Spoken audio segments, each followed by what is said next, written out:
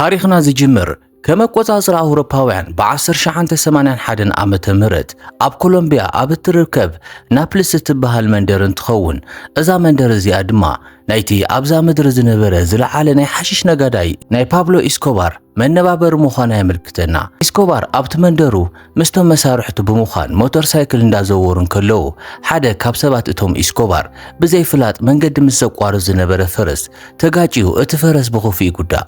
ኢስኮባር እዚ ምስ ረኣየ ድማ እቲ ፈረስ ክሳቐ ስለ ዘይደለየ ንሓደ ካብ ሰባቱ ነቲ ፈረስ ክቆትሎ ትእዛዝ ይህቦሞ።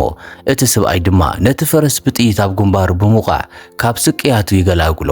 ኣብታ መዓልቲ ድማ ኢስኮባር ኣብ ናፕለስ ናብ ዝርከብ ገዝኡ ብምኻድ ንሰበይቱ ቪክቶሪያ እቲ ምሸት ዝካየድ ድግስ ምድላዋታ ከመይ ይኸይድ ከም ዘሎ ይሓጣ። ቪክቶሪያ ድማ ኩሉ ነገር ድሉው ምዃኑ ንኢስኮባር ተረጋግፀሉ። በመቐጻል ድማ ኢስኮባር ካብ ገዛ ወጻኢ ይጽበዮ ናብ ዝነበረ ናይ ቀረባ መሳርሕቱ ብምኻድ መንግስቲ ኣብ ልዕሊኡ ጥቡቕ ምርመራ ይገብር ስለ ዘሎ ንሱ ዝቆተሎም ልዕሊ 24 ዝኾኑ ናይ መንግስቲ ኣመራርሓታት መረዳእታ ቅትለት ንኸይርከብ ድምፅማፁ ንኸጥፍኦ ነቲ መሳርሕቱ ይዝዞ።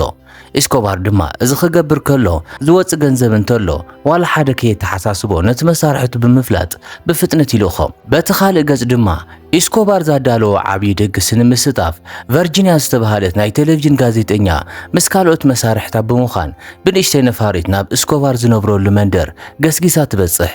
ቨርጂኒያ እኳ ኢስኮባር ኣዝዩ ሃብታም ምዃኑ እንተፈለጠት እቲ ምንጪ ሃብቱ ግን ሓሽሽ ብምሽቃጥ ዝመፀ ምዃኑ ብዘይምፍላጣ ብተወሳኺ ንኢስኮባር ብመልክዕ እውን ከምዘይትፈልጦ ንርዳእ። ናይ ቨርጂኒያ ነፋሪት ደው ኢላ ንሳቶም ምስ ወረዱ ቨርጂኒያ ኣብ ዙርያኦም ብረት ዝተዓጥቑ ብዙሓት ሰባት ብምርኣያ እቶም ሰባት ክጨውይዎም ዝኸበብዎም መሲልዋ ኣብ ከቢድ ራዕዲ ትወድቕ። ኮይኑ ግን ኣብቲ ቦታ ኢስኮባር ምስ ካልኦት ሰባት ብምምጻእ ቨርጂኒያ ከይትፈርሕ ኣብቲ ቦታ ብዙሓት እንስሳ ዘገዳም ስለ ዘለው እቲ ብረት ንዓኣቶም ካብ እንስሳ ንምሕላው ዝተተሓዘ ምዃኑ ይፍልጣ። ቨርጂኒያ መንነት ኢስኮባር ቅድሚ ምፍላጣ ኢስኮባር ባዕሉ ኣገልጋሊ ስለ ዝመሰላ ብዘይ ዝኾነ ፍርሒ ኣፋ ዘምፅአላ እንዳተዛረበት ናብቲ ቪላ ገዝኡ ምጓዓዝ ይጅምሩ። ናብቲ ገዝኡ እንዳኸዱ ከለዉ ድማ ኣብ ዙርያ ገዝኡ ዝነብሩ ሓራምስ ሓዊሱ ካልኦት እንስሳ ዘገዳም ከጎብኔን ከሎ ቨርጂኒያ እቲ ኢስኮባር ዝበሃል ሰብ ክንደይ ዝኣክል ሃብታም ስለ ዝኾነ እዩ ኣብ ዙርያ ገዝኡ ናይ እንስሳ መዕቆቢ ዝሰርሕ ኢላ ከተድንቆ ጀመረት። ኣብታ ምሸት ድማ ኢስኮባር ዛዳለዩ ድግስ ተጀሚሩ ኩሉ እንዳሰተየ እንዳተዘናግዐን ከሎ ሓደ ናይ ኢስኮባር ሰብ ናብ ቨርጂኒያ ብምምጻእ ኢስኮባር ይደልያ ከም ዘሎ ነጊርዋ ናብ ኢስኮባር ይወስዳ። ቨርጂኒያ ናብቲ ኢስኮባር ዘለዎ ቦታ ምስ በጽሐት በዚ ዕድሙ እዚ ክንዲ ዝኣክል ሃብቲ ክህልዎ ዝኸኣለ እንታይ ሰሪሑ ምዃኑ ምስ ሓተተቶ ኢስኮባር ድማ ሎሚ ናይ ስራሕ ቃለ ምሕተት ክገብር ከም ዘይደሊ ብምግላጽ ነቲ ድግስ ጥራሕ ክትዘናግዐሉ ከም ዘለዋ ይነግራ። ቨርጂኒያ ግን ቀጺላ እቲ ድግስ ብዝምልከት ምዃኑ ምስ ሓተተቶ ኢስኮባር ድማ ንሱ ቆልዕነቱ ዘሕለፈሉ ማድሊን ዝተባሃለ ከተማ ን600 ድኻታት ገዛ ሰሪሑ ምርካቡ ምኽንያት ብምግባር እቲ ድግስ ከም ዝተዳለወ ይገልጸላ። ምስ ወድአ ድማ ድሌታ እንተኾይኑ ጽባሕ ናብ ማዲን ከይዶም እቶም ዝተሰርሑ ኣባይቲ ክትርኢ ከም እትኽእል የፍልጣ። ቨርጂኒያ እውን በዚ ሓሳብ እዚ ትሰማማዕ። ኣብቲ ዝቕጽል መዓልቲ ድማ ኢስኮባር ንቨርጂኒያ ሒዝዋ ናብ ሜድሊን ምስ ወሰዳ ሜድሊን ዝተባሃለት ከተማ ኣብ ምድሪ ዝርከቡ ድኻታት ተኣኪቦም ዝነብሩላ ከተማ ትመስል ብርሳሓት ዝተመልአት እትሕዝን ከተማ ምዃና ቨርጂኒያ ትርዳእ።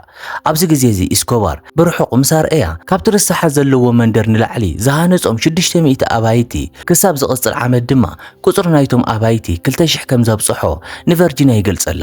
ቨርጂኒያ ተዘዋዊራ ክትርኢ እንከላ ሰባት እቲ ከባቢ ኢስኮባር ካብ ድኽነት ስለ ዝኣለዮም ብዝለዓለ ከም ዝፈትዎን ብዙሓት ወለዲ ድማ ደቆም ብስም ኢስኮባር ብምስያም ንዕኡ ዘለዎም ክብርን ፍቕርን ከም ዝገልጹ ትዕዘብ። ቨርጂኒያ በቲ ዝረኣየቶ ነገር ብዝለዓለ ብምድና ንኢስኮባር ቃለ ምሕተት ክትገብረሉ ሓተትቶ። ፈቃደኛ ምስ ኮነ ድማ ቨርጂኒያ ነቲ ድኻ ንምሕጋዝ እንታይ ከም ዘለዓሎ ሕቶ ተቕርበሉ። ኢስኮባር እውን ህፃን እንከሎ ካብ ድኽነት ዝተለዓለ ሽጋራ እንዳሸጠ ስራሕ ብምስራሕ ከም ዝሕለፎን ብዙሕ ዘስካሕክሑ መዓልታት ከም ዝመከተን ብምግላጽ ንሱ ዘሕለፎ መከራ ካልኦት ክሕልፍዎ ክርኢ ከም ዘይደሊ ብካሜራ ዝተቐረጸ መብሪ ይህብ። ኣብዚ እዋን ቨርጂኒያ ገንዘብ ኢስኮባር ዝመጸሉ ብዘይ ሕጋዊ መንገዲ ዋላ እኳ እንተኾነ ተሞሊሱ ንጽቡቕ ነገር ክሳብ ዝወዓለ ጸገም ከም ዘይብሉ ንርእሳ ተረድኦ። ኣብቶም ዝቕጽሉ መዓልታት ኢስኮባርን ቨርጂያን እንዳተቐራረቡ ብምምጾኦም ሓደ ምሸት ኢስኮባር ንቨርጂያ ድራር ክጋብዛ ወሲድዋ ኮፍ ኢሎም ክዕልሉ ከለዉ ኢስኮባር ንቨርጂንያ ሓዳር ከም ዘለዋ ይሓታ። ቨርጂንያ ግን ምስ በዓል ቤታ ካብ ዝተፈላለዩ ነዊሕ ግዜ ዋላ እኳ እንተገበሩ በዓል ቤታ ግን ክሳብ ሕጂ ወረቐት ፍትሕ ኣይፍርምን ኢሉ ከም ዘሸገራ ንኢስኮባር ትነግሮ።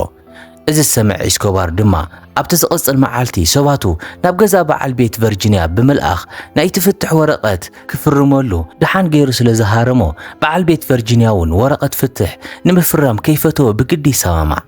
ፍትሕ በዓል ቤታ ምፍጻሙ ተኸቲሉ ኢስኮባር ንቨርጂንያ ኣብ ኮሎምብያ ናብ ዝርከብ ገጅፍ መዘናግዒ ቦታ ብምውሳድ ዓለማ ክትርኢ ካብ ምግባር ብተወሳኺ ኢስኮባር ምስኡ ንዝሰርሑ ሰባት ቨርጂንያ ሓዳሽ ኣፍቃሪቱ ምዃና ገይሩ ብግልፂ የላለያ።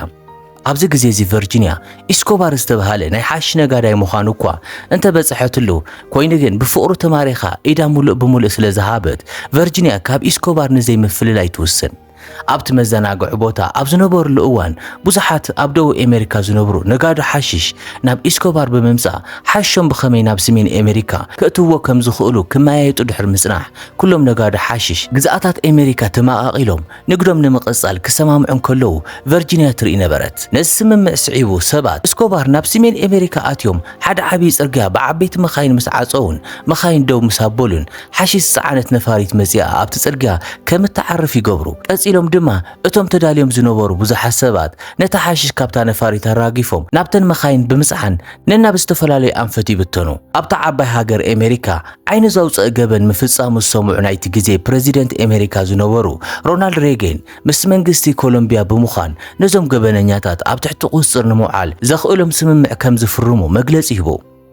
ነቲ መግለፂ ስዒቡ ሼፐርድ ዝተባሃለ ዲኤ ተባሂሉ ዝፍለጥ ዳይሬክተር ቁፅር ሓሽሽ ኣሜሪካ መንግስቲ ኮሎምብያ ንነጋዶ ሓሽሽ ኣብ ትሕቲ ቁፅር ምስ ኣውዕሎም ፍርዶም ግን ኣብ ኣሜሪካ ክካየድ ምስ ክልተ ሰብ መዚ ኣሜሪካ ተመያይጡ ይሰማማዕ። መንግስቲ ኣሜሪካን ኮሎምብያን ነጋዶ ሓሽሽ ኣብ ትሕቲ ቁፅር ንምውዓል ዝሓዝዎ ትልሚ ስዒቡ እስኮባርን እቶም ነጋዶ ሓሽሽን ሓቢሮም ክመኻኸሩ ከለዉ እስኮባር ሓደ ካብኣቶም ኣብ ቤት ምኽሪ ወከልቲ ህዝቢ ኮሎምብያ ክኣቱ ዝኽእል እንተኾይኑ መሰል ዘይምኽሳስ ተጠቒሞም ንግዶም ከቕጽሉ ከም ዝኽእሉ ይገልጸሎም።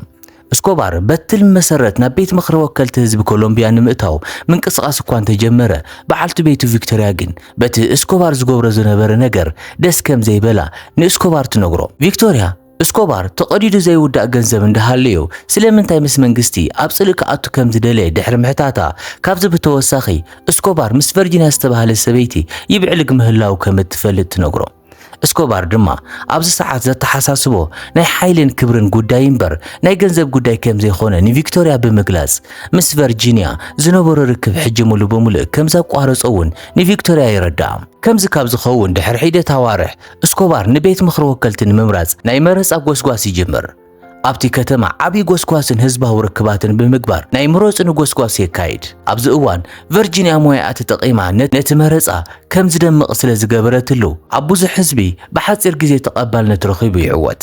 ድሕሪ ብዙሕ ናይ መረጻ ጎስጓስ ብ1982 ዓመተ ምህረት እስኮባር ኣባል ቤት ምኽሪ ወከልቲ ህዝቢ ክኸውን ተመሪጹ ናይ መጀመርታ ኣኼባ ንምግባር ናብቲ ቤት ምኽሪ ክኸይድ እንከሎ እስኮባር ክራባታ ስለ ዘይገበረ ናብ ውሽጢ ከይኣቱ ብሓለውቲ ይኽልኸል። ይኹን እምበር ኣብቲ ከባቢ ተኣኪቦም ዝነበሩ ጋዜጠኛታት ብምልኦም ተሻሚዮም ክራባትኦም ንኢስኮባር ስለ ዝሃብዎ ኢስኮባር ናይ ሓደ ጋዜጠኛ ክራባታ ገይሩ ናብ ውሽጢ ኣቲ። ድሕሪ እቲ ኣኼባ ድማ እስኮባር ምስ ቨርጂንያ ኣብ ሓደ ሆቴል ብምርኻብ ኣብቲ ናይ መረጻ ጎስጓስ እዋን ዝገበረትሉ ኣስተዋጽኦ ሓደ ሻንጣ ዝመልአ ገንዘብን ብዙሕ ክቡር ክዳውንትን ብህያብ ሂብዋ ንነፍሳ ብሓጎስ የጎናጽፋ። ብድሕርዚ ድማ እስኮባር ምስ ቨርጂንያ ዝነበሩ ናይ ፍቕሪ ርክብ ብምቕጻሉ ቨርጂንያ እስኮባር ብዝህባ ዝነበረን ዕንቁን ሃብልን ህያባትን እትመላኻዕ እንኮ መንግስቲ ሰራሕተኛ ኮይና ትረአ። ነገራት በዚ መልክዕ ምስ ቀጸሉ ድሕሪ ሓደ ዓመት ሓደ መዓልቲ እቲ ናይ ዲኤ ዳይሬክተር ዝኾነ ሼፐርድ ንቨርጂንያ ብምርኻብ ቨርጂንያ ነቲ ገበነኛ እስኮባር ኣብ ትሕቲ ቁፅሮም ንምውዓል ክትሕግዞም ዋላ እኳ እንተሓተታ ቨርጂንያ ግን ናይ ሼፐርድ ሕቶ ውድቂ ትገብሮም። እዚ ከምዚ ኢሉ እንከሎ ኣብ ቤት ምኽሪ ወከልቲ ንእስኮባር ኣምሪሮም ካብ ዝቃወሙ ኣባላት ኮንግረስ ሚጌል ዝተባሃለ በዓል ስልጣን ኣብ ሓደ ኣኼባ እስኮባር ኣባል ቤት ምኽሪ ክኸውን ከም ዘይግብኦ ይገልጽ። ምኽንያቱ ድማ እስኮባር ሃብቱ ዝኣከቦ ናይ ብዙሓት ህይወት ብዝቐጠፈ ንግዲ ሓሽሽ ምዃኑ ይዛረብ። ኣብቲ ቤት ምኽሪ ዝነበሩ ተኣከብቲ ብምልኦም ብጣቕዒት ድጋፎም ንሚጌል የርእይዎ። እቲ ኣብ ኣደባባይ ዝተዋረደ ኢስኮባር ዋላ እኳ ውሽጡ እንተተቃጸለ ኣብ ቅድሚ ኣባላት ቤት ምኽሪ ወፂኡ ሚጌል ዘቕረበሉ ክሲ ሓሶት ምዃኑ ይዛረብ። ዝኾነ ሰብ እስኮባር ገንዘብ ዝረኸበ ምስ ንግዲ ሓሽሽ ዝተሓዘ እዩ ኢሉ ዝሓስብ እንተሎ ኣብ ሓደ መዓልቲ ውሽጢ ዝተረጋገፀ መርቶ ዓምፂኡ ክኸሶ ብልበ ሙሉእነት መግለፂ ይህብ። እስኮባር ኣብ ቅድሚ ቤት ምኽሪ ምውራዱ ስዒቡ ሰበይቱ ቪክቶርያ ስብኣያ እስኮባር ምስ መንግስቲ ፀወታ ምፅዋት ጽቡቕ ከም ዘይኮነን ካብ ቤት ምኽሪ ወከልቲ ብፍቓዱ ክወፅእን ዋላ እኳ እንተለመነቶ እስኮባር ግን ምስ መንግስቲ ናብ ህልኽ ስለ ዝኣተየ ካብቲ ቤት ምኽሪ ከም ዘይወፅእ ይዛረባ።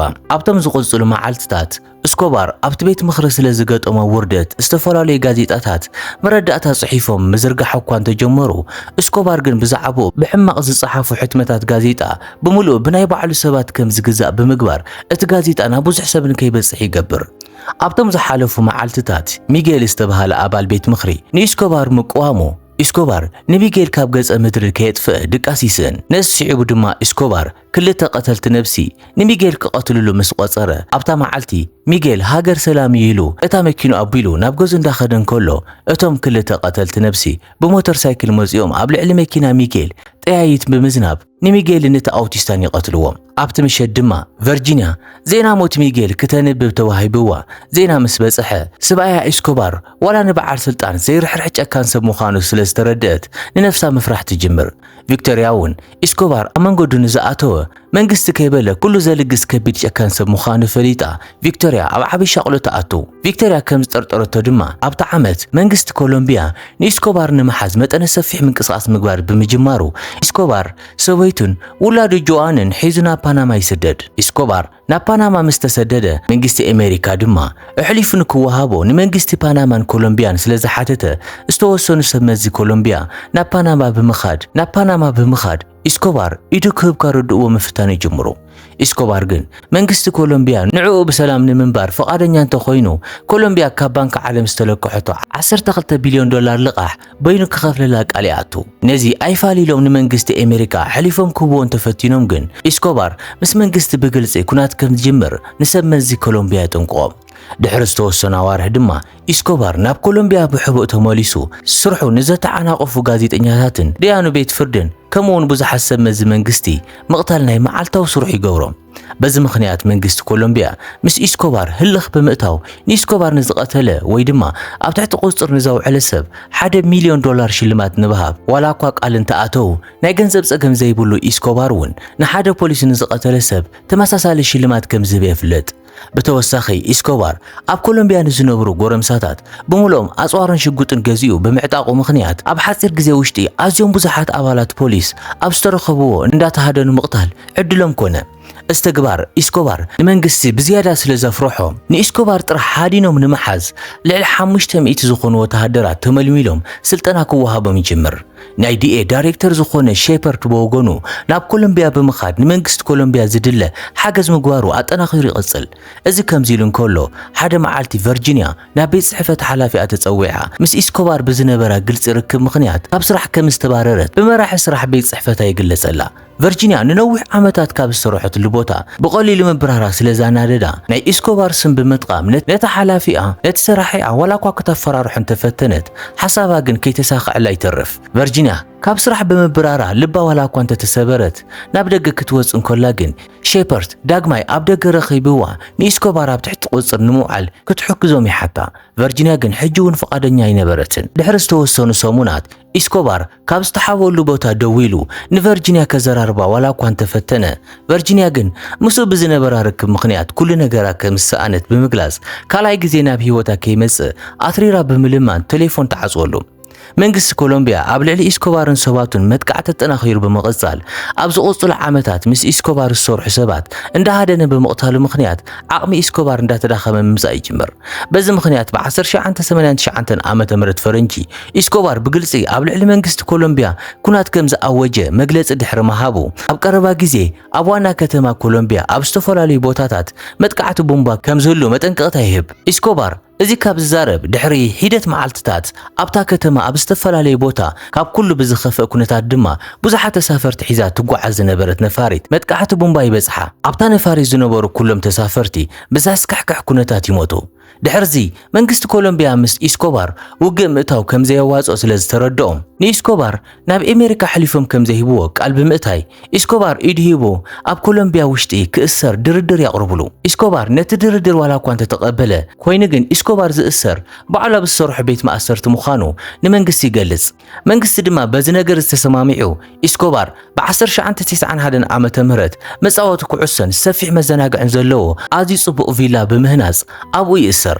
ይኹን እምበር እዚ ቤት ማእሰርቲ ንኢስኮባር ጭራሽ ንግዱ ክካየድ ዝተመቻቸወ ኩነታት ስለ ዝፈጠረሉ ካብ ቅድሚ ሕጂ ብዝበለጸ ስርሑ ምቅልጣፍ ይቕጽል። ቨርጂንያ ብወገና ስራሕ ዝቆጽራ ሲኢና ክትሳቐ ድሕሪ ምጽናሓ ናብራ ምድፋእ እውን ከቢድ ስለ ዝኾና ዘለዋ ኩሉ ክቡር ዝኾነ ኣቕሓ ብምሉእ ሓደ ብሓደ ክትሸጦም ትጅምር። ኮይኑ ግን ቨርጂንያ በዚ ኩነታት ክትነብር ከም ዘይትኽእል ስለ ዝተረድአት ሓደ መዓልቲ ተላዒላ ናብቲ ኢስኮባር ዝተኣሰረሉ ቤት ማእሰርቲ ብምኻድ ኢስኮባር ናብ ማንም ሰብ ዘይፈልጣ ናይ ኣውሮፓ ሃገር ክሰዳ ዋላ እኳ እንተለመነቶ ኢስኮባር ግን ንቨርጂንያ ክሕግዛ ፈቃደኛ ከይኾነ ይተርፍ። ኣብዚ ሰዓት ድማ ቨርጂንያ ኢስኮባር ዘይሕግዛ እንተኾይኑ ንሱ ዝሰርሖም ነብሲ ወከፍ ገበናት ኣብ ፍርዲ ቤት ቀሪባ ብምምስካር ግዜ ማእሰርቱ ዕፅፍ ከም እትገብረሉ ብምግላጽ ከተፈራርሕ ምስ ፈተነት ኢስኮባር ንመጀመርታ ግዜ ኣብ ልዕሊ ቨርጂንያ ሓሪቑ ቆላኣ ገፊፉ ካብቲ ቪላ ያባራ። መንግስቲ ኮሎምቢያ ብወገኑ ኢስኮባር ኣብቲ ቤት ማእሰርቲ ውሽጢ ኮይኑ ነቲ ንግዱ ብጣዕሚ ይሰርሐሉ ምህላው ስለ ዝፈለጠ ኢስኮባር ናብ ስሩዕ ቤት ማእሰርቲ ክዘዋወር ብዙሓት ፖሊሳት ናብቲ ቪላ ይልእኽ። ይኹን እምበር ኢስኮባር ሓበሬታ ኣቐዲሙ በፂሕዎ ስለ ዝነበረ ፖሊስ ቅድሚ ምምጽኦም ኣምሊጡ ኣብቲ ጫካ ውሽጢ ናብ ዝርከብ ግዜያዊ መሕቢኡ ምስቶም መሻርክቱ ይሃድም። ኣብዚ ግዜ እዚ ዓቕሚ ኢስኮባር እንዳተዳኸመ ብምምጽኡ ካሊ ካርቴል ዝበሃሉ ናይ ኢስኮባር ተቐናቐንቲ ማፍያታት ንኢስኮባር ንምውጋድን ንግዱ ብምሉእ ንምቁፅጻርን ብምሕሳብ ምስ ኢስኮባር ርክብ ዘለዎም ሰባት ብምሉኦም እንዳሃደኑ ምቕታል ይጅምሩ። ቨርጂንያ እውን ናይ ዝመጥቃዕቲ ግዳይ ብምዃን ሓደ መዓልቲ ብካሊ ካርቴል ናይ መቕታል ፈተነ እኳ እንተተገበረላ ኮይኑ ግን ኣብ ጥይት ዘየእቱ ክፍሊ ስለ ዝነበረት ካብቲ ፈተነ ቅትለት ትተርፍ። ድሕርዚ ቨርጂንያ ንኢስኮባር ኢላ ሂወታ እትስእነሉ ሓደ እኳ ምኽንያት ስለ ዘይብላ ምስ ናይ ኣሜሪካ ዲኤ ዝኾነ ሼፐርድ ክንደገና ብምርኻብ ኢስኮባር ምስ ተተሓዘ ኣብ ቤት ፍርዲ ከም እትምስክረሉ ብምግላጽ ንድሕነታ ክበሃል ግን ናብ ኣሜሪካ ክሰድዋ ሕቶ ተቐረብ። እዚ ሕቶ ተቐባልነት ረኺቡ እኒ በዓል ሼፐርድ ንቨርጂንያ ናብ ኣሜሪካ ምስ ወሰድዋ ቨርጂንያ ንኢስኮባር ኣብ ትሕቲ ቁፅር ንምውዓል እቲ ቁልፍ መፍትሒ ሰበይትን ወድን ምዃኖም ንሼፐርድ ነግሮም። በዚ መሰረት ድማ መንግስቲ ኮሎምቢያ ንሰበይትን ወድን ኢስኮባር ሒዙ ኣብ ሓደ ገዛ ብምቕማጥ ኢስኮባር ንሰበይትን ወድን ንምርካብ ሓሲቡ እንተደዊሉ ነቲ ናይ ስልኪ መስመር ብምኽታል ሃዲኖም ክሕዝዎ ትልሚ ሕንጽጾ። ድሕሪ ሒደት ኣዋርሕ እቲ ዓብዪ ኢስኮባር ሕጂ ዘለዎ ገንዘብ ብምሉእ ወዲኡ ምስ ሓደ መሳርሑ ጥራሕ ኣብ ሓደ ዝኣረገ ገዛ እንከሎ ካብ መጠን ንላዕሊ ናብ ዝናፈቓ ሰበይትን ሕጂ ዓብዪ ናብ ዝኾነ ወዱ ጅዋን ይድውል። በቲ ቅጽበት እቲ ተሓቢዮም ክጽበዩ ዝነበሩ ኣባላት ፖሊስ ኮሎምቢያ ዘለዎ ኣድራሻ በቲ ናይ ስልኪ መስመር ተመሪሖም ስለ ዝረኸብዎ ብዙሓት ኣጽዋር ዝተዓጠቑ ሰባት ናብቲ ቦታ የዋፍሩ። ድሕሪ ሒደት ደቓይ ድማ እቶም ፖሊስ ንበዓል ኢስኮባር ዘለዎ ቦታ በፂሖም ማዕጾ እንዳሰበሩ ምእታዎም ብምጅማሮም ኢስኮባር ንወዱ ጅዋን ንመወዳእታ ግዜ ብምስንባት ነቲ ዘይተርፍ ውግእ ሽጉጥ ኣቀባቢሉ ምጽባይ ይጅምር። ቀፂሉ መሳርሕቲ ኢስኮባር ብመስኮት ክሃድሙ ከም ዝኽእሉ ገሊጹ ንሱ ምስ ወፀ ኢስኮባር ብመስኮት ክወፅእ ይፍትን ኣብ ዝነበረሉ ግዜ ኣጽዋር ዝተዓጠቑ ኣባላት ፖሊስ ማዕጾ ሰይሮም ኣትዮም ኣብ ልዕሊ ኢስኮባር ናይ ጥይት ውሕጅ የውርድሉ። ድሕሪ ናይ ብዙሕ ዓመታት ሃደን እቲ ዓብዪ ኢስኮባር ምስ መሳርሕቱ ክሃድም ክፍትን ከሎ ኣብ ልዕሊ ቆርቆሮ ብጠያይት ከም ዝተቐተለ ብዜና ምስ ተዘርግሐ ንኢስኮባር ክሃድኑ ዝነበሩ ኣባላት ኮሎምቢያን ዲኤ ኣሜሪካን ደስተኦም ኣብ ዘለዎ ቦታ ኮይኖም ይገልጹ። ኣብ መወዳእታ ቨርጂንያ ሞት ኢስኮባር ምስ ሰምዐት ምስኡ ዘሕለፈቶ ዘሐጉስ ግዜ ተዘኪርዋ ካብ ልባ ተሓዝን። ናይ ኢስኮባር ጽቡቕን ሕማቕን ታሪኽ ኣብ መጽሓፍ ጽሒፋ ንወለዶ ንምምሕላፍ ንነፍሳ ቃል ክትኣቱ እንዳረኣና ታሪኽና ኣብዚ ይውዳእ። እምበርከስ ክቡራት ተኸታተልትና ናይ ሎም ፊልምና ነዚኣ ትመስል ነይራ። እንተፈቲኹም ኣብ ኮመንት ጽቡቕ እንዳበልኩም ጻሓፉና እሞ ንቐጻሊ እውን ካብዛ ብሊጽና ክንሰርሕ ኢና። ክሳብ ብኻልእ ትሕዝቶ ንራኸብ ድማ ሰናይ ቅርን